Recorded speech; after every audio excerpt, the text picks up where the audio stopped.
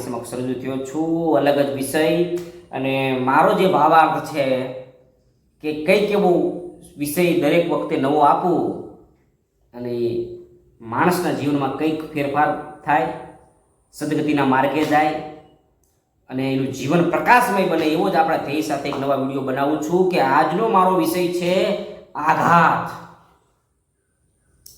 બહુ લાંબો વિડીયો નહીં બનાવવું, પણ આઘાત કે માણસને આઘાત કેટલા પ્રકારના હોય અને આઘાતથી માણસના જીવનમાં શું વેદના થાય છે. હવે શરૂઆત કરું, બહુ લાંબી બહુ ચર્ચા નહીં કરું, પણ આઘાત એ માણસના જીવને ને હૃદયને અને એ શરીરને સાહેબ કોરી ખાય છે. હવે આઘાત કેટલા પ્રકારના હોય? તો પ્રથમ નંબરનો આઘાત એવો જે શબ્દ એનો વેણથી લાગે છે. એ કેવો આઘાત કે પોતાનાથી બીજાને કંઈક ખરાબ બોલાઈ ગયું હોય, પોતાનાથી બીજાને કંઈક અપશબ્દ બોલાઈ ગયા હોય, ખરાબ બોલાઈ ગયું હોય ને એનાથી માણસ પાછળથી પસ્તાવો લાગે છે અને આઘાત લાગે છે. આવું મોટા ભાગે ક્યારે બને છે કે જ્યારે અંદરના આપણા જે સગા છે, આપણા લોહીના સંબંધવાળા સગા છે કે માતા પિતા, ભાઈ બહેન, મામા મામી, આવા નજીકના જે અંદરના આપણા ખાસ કરીને માતા પિતા, દાદા દાદીના જે અંદરના સગા છે અને એમાંથી કોઈ નાની વ્યક્તિ ભૂલમાંથી કે કોઈ ક્રોધમાં આવેશમાં આવવાથી એના જે વડીલ છે, દાદા દાદી કે માતા પિતાથી પોતાને કંઈક એવા શબ્દો બોલાઈ ગયો હોય, ખરાબ બોલાઈ ગયું હોય, વર્તન ખરાબ થઈ ગયું હોય, તો એનાથી માણસને ઘણીવાર અમુક સમય વીત્યા પછી પસ્તાવો થાય છે અને આઘાત લાગે છે કે સારું ખરેખર મારાથી આ ખોટું થઈ ગયું છે, આવું ન થવું જોઈએ, મેં બહુ ખોટું કર્યું છે. એ પણ પ્રકારનો આઘાત લાગે છે. એ માણસ પોતાની જાતને ક્યારેય માફ નથી કરી શકતો. એ આઘાત આપણે કોઈકને બોલી ગયા હોય એનો આઘાત.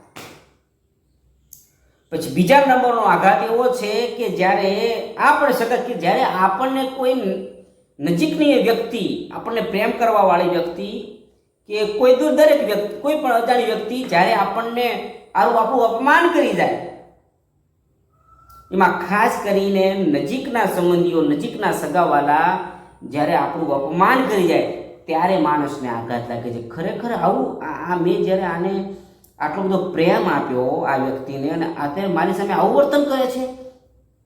આ મોટા ભાગે ક્યારે બને છે કે જ્યારે વડીલ વ્યક્તિ હોય અને એની સામે કોઈ નાનું ઉંમરનું બાળક, કોઈ એનાથી નાની દીકરો કે દીકરી જ્યારે વડીલ વ્યક્તિનું અપમાન કરી નાખે છે. ઘણીવાર એવા સામાજિક ઝઘડાની અંદર એવું બનતું હોય છે કે ઘણીવાર નાના બાળકો, મોટાના જે ઝઘડા થતા હોય સમાજમાં, એ નાના બાળકો 17 થી 18 વર્ષના જે નવયુવા કે 15 થી 16 વર્ષના જે બાળક હોય, એ મોટાના જે ઝઘડા થતા હોય એમાં રસ લઈને ઘણીવાર આવેશમાં આવીને મોટા સામે બોલી જાય છે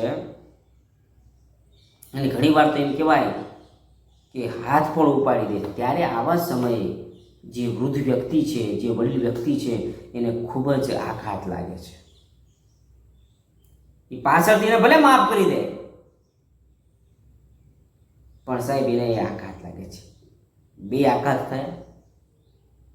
અને